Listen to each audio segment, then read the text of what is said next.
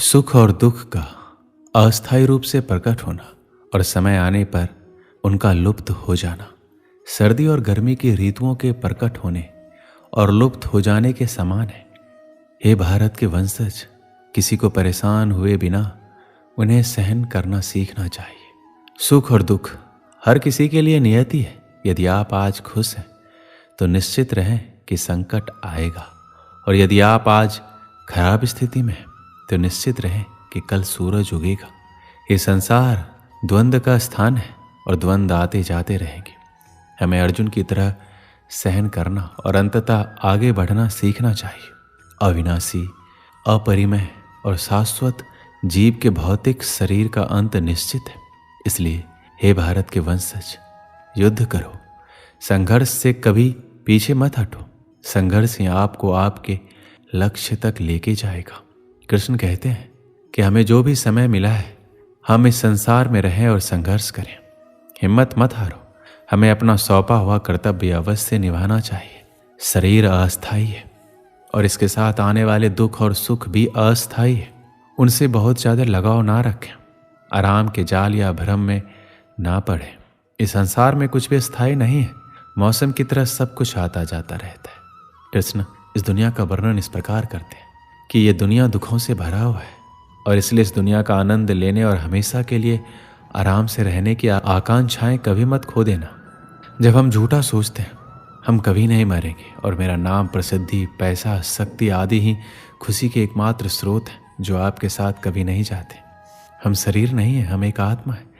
इसलिए हमें शारीरिक स्तर को पार करने और आत्मा के साथ संबंध और पहचान खोजने में सक्षम होने की आवश्यकता है। आत्मा को ना कभी किसी हथियार से काटा जा सकता है, ना आग से जलाया जा सकता है, ना पानी से गीला किया जा सकता है, ना हवा से सुखाया जा सकता है।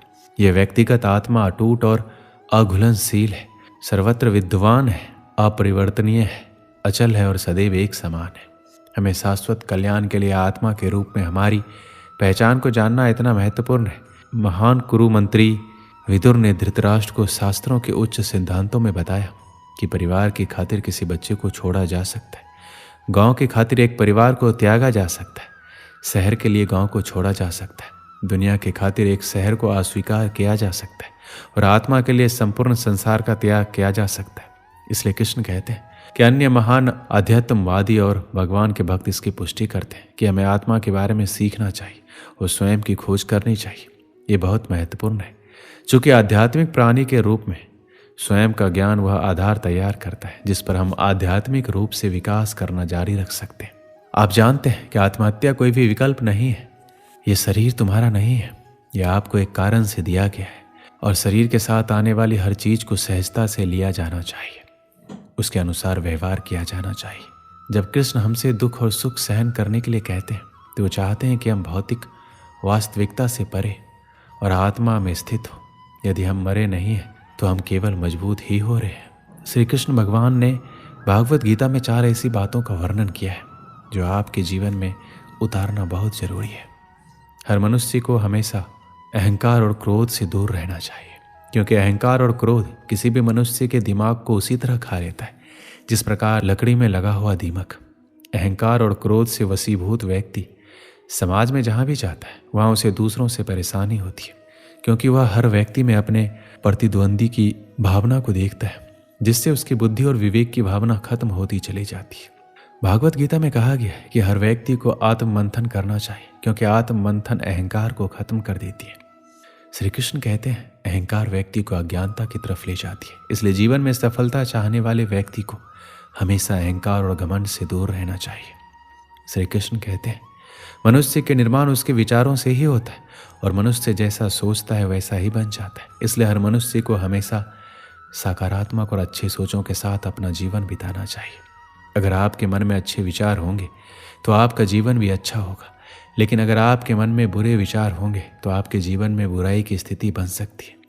श्री कृष्ण कहते हैं यदि हम अपने को बलवान बनाना चाहते हैं तो हमें अपने मन में ये जरूर सोचना चाहिए कि हम बलवान हैं, क्योंकि बलवान होने की सोच ही हमें बलवान बना सकती है। अगली बात श्री कृष्ण कहते हैं कि आलस्य, डर और कायरता मनुष्य के वो दुश्मन है जो उसे सफल होने से रोकते हैं। अगर आपको सफल होना है तो आपको अपना आलस्य त्यागना होगा, अगर आप आगे बढ़ना चाहते हैं तो आपको अपना डर छोड़ना होगा। एक आलसी और डरपोक व्यक्ति ना अपने लक्ष्य को पा सकता है, ना ही अपने सपनों को पूरा कर सकता है, ना ही वह किसी युद्ध में विजय प्राप्त कर सकता है।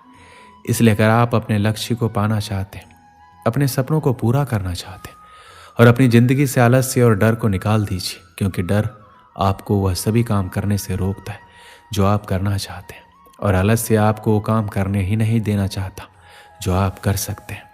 आखिर में कृष्ण कहते हैं कि आलस्य, डर और कायरता मनुष्य के वो दुश्मन हैं जो उसे सफल होने से रोकते हैं। दोस्तों, अगर आपने इन बातों को समझ लिया तो आपकी सफलता निश्चित है। एक समय की बात है, महाभारत के युद्ध के बाद युधिष्ठिर ने राजा के रूप में शासन करना शुरू किया। युधिष्ठिर अपनी दानवीरता और उदारता के लिए प्रसिद्ध था। जो कोई भी दान पाने की इच्छा से युधिष्ठिर के पास जाता, वह कभी खाली हाथ नहीं लौटता। एक बार देर रात को एक भिखारी महल के दरवाजे पर आया और दान मांगने लगा। उस समय राजा युधिष्ठिर सो रहे थे। रानी द्रौपदी ने उन्हें जगाया, लेकिन युधिष्ठिर ने कहा, मैं बहुत थक गया हूं। भिखारी को सुबह तक इंतजार करने के लिए कहें। कल सुबह उठने के बाद मैं उसे उसके वजन के बराबर सोने के सिक्के दूंगा। द्रौपदी ने यह बात भीम को बताई। भीम ने जब यह बात सुनी तो वह तेजी से उस बड़ी घंटी के पास गया जो महल की छत पर थी, और वह घंटी सिर्फ तब बजाई जाती थी जब राजा युधिष्ठिर कोई बड़ा युद्ध जीत कर वापस आते थे। भीम बिना रुके उस घंटी को जोर जोर से बजाने लगा। घंटी की आवाज़ सुनकर हर किसी को लगा कि राजा युधिष्ठिर किसी महान युद्ध को जीत कर वापिस आए। ये देखने के लिए सभी पांडव और राज्य के लोग वहां एकत्रित हुए। काफी देर तक घंटी बजती रही। अंत में राजा युधिष्ठिर को भी उठना पड़ा।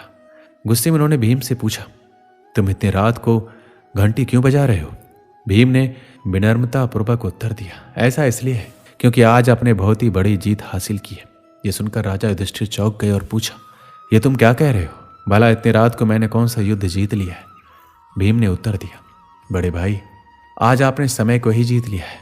आपने महारानी से कहा कि भिखारी को दान कल सुबह मिलेगा।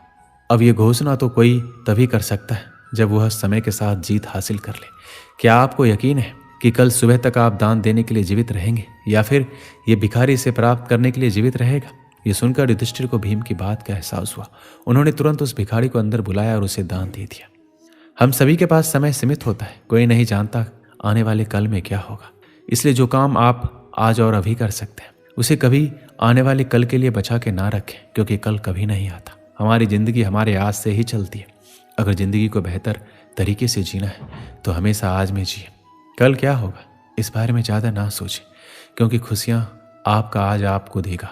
हो सकता है वो खुशियाँ कल आ ही ना पाए। इसलिए कल की टेंशन ना लेकर अपनी लाइफ को एंजॉय करें, क्योंकि ये समय अगर चला गया तो फिर कभी वापस लौट कर नहीं आएगा। जो लोग समय की वैल्यू नहीं समझते वो अक्सर आज का काम कल पर टाल देते हैं, फिर चाहे वो काम कितना भी जरूरी क्यों ना हो। ऐसे लोग खुद का समय तो बर्बाद करते हैं और साथ ही वो दूसरों का समय भी बर्बाद करते हैं। कोई भी काम चाहे वो बहुत ज़रूरी हो या ना हो, लेकिन अगर वो काम अगर आप आज कर सकते हैं तो उसे कभी कल पर ना टालें। काम को टालते रहने की आदत कई बार हमारे लिए और साथ दूसरों के लिए भी मुसीबत बन जाती है। समय का सदुपयोग करना हम सभी के लिए बहुत ज़रूरी है। बर्बाद हुआ समय कभी लौट कर वापस नहीं आता। जो काम सही समय पर हो सकता है उसे करने में कभी देरी ना करें। हर किसी के पास सिर्फ 24 घंटे ही हैं। बस ये हम पर डिपेंड करता है कि हम इन 24 घंटों को किस तरह से बिताना है। और जितना हो सके अपने समय का ध्यान रखें, और जितना हो सके समय रहते सारे कामों को पूरा करें, ताकि आपके पास ज़िंदगी को जीने का भी वक्त रहे। दोस्तों, इस वीडियो में बस इतना ही। मिलते हैं अगले वीडियो में। अपना ख्याल रखिएगा। जय श्री कृष्ण।